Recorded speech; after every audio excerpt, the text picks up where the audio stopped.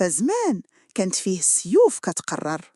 كان كاين راجل واحد كيقاتل بالعقل، سميتو ابن رشد، فقيه قاضي طبيب عالم فلك وفيلسوف. تزاد في قرطبة وكبر في بيئة كلها علم ومعرفة. لكن الشي اللي ميز ابن رشد هو الجرأة في التفكير والربط بين الدين والعقل. كان كيشوف أن الإسلام ما كيعارضش الفلسفة، وأن العقل نعم الله خاصنا نستعملو ماشي نخافو منه.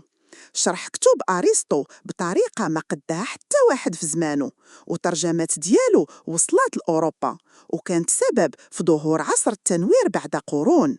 لكن العرب والمسلمين في ذاك الوقت خافوا منه، من أفكاره، واتهموه بالزندقة ونفاوه وحرقوا كتبه وسبوه في الساحات.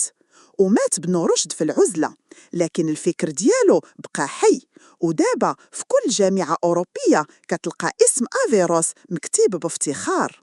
ابن رشد، الراجل اللي سبق وقته وخلص ثمن العقل في زمن الجهل.